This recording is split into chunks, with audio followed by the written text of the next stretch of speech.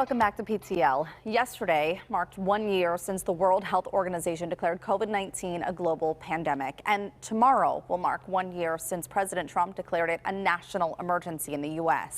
And since yesterday afternoon, we have been airing a series of stories here on KDKA looking at the various impacts of COVID-19 on the Pittsburgh area. And while the pandemic has been devastating for so many people, it's also brought out the good in so many people as well. Kym Gable shows us some of the uplifting stories in our local communities, including how so many people have reached out to help those who are struggling. When so much was shut down and taken away, these are just some of the people who filled it back up again. Groups who did so much good when things were so bad. We discovered how many people really struggling in their homes. The Center of Life, for example, a partner with the Greater Hazelwood Community Collaborative of 41 organizations.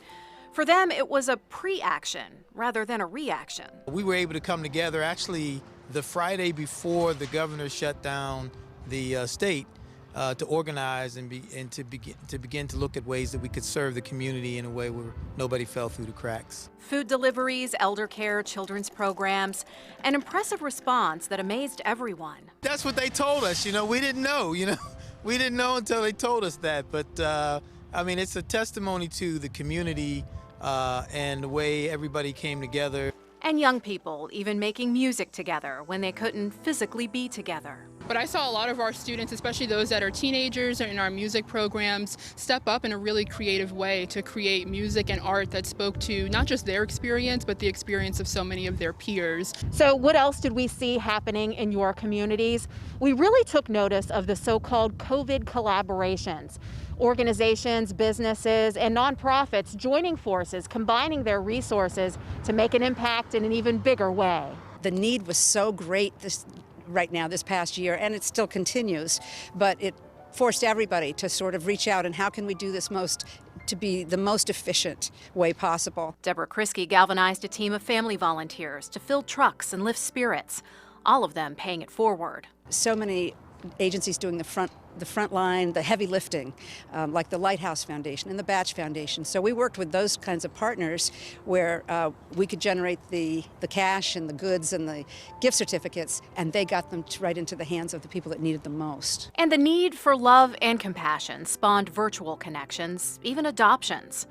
We saw long-lost families reuniting, and our senior citizens celebrating milestones. From families to first responders to volunteers, they're all on a mission to make a difference. We figured out how to work together, even through our differences. We figure it out. So I'm really proud of this community and the people in it. It was uplifting to see it. We know Pittsburgh is noted for philanthropy, so Pittsburghers really stepped up. And while that's no surprise, it is very appreciated. Kym Gable, KDKA News. Wow. It really, it's touching. We always talk about how people in Western Pennsylvania, the entire viewing area, come together at a difficult time to help one another and help strangers.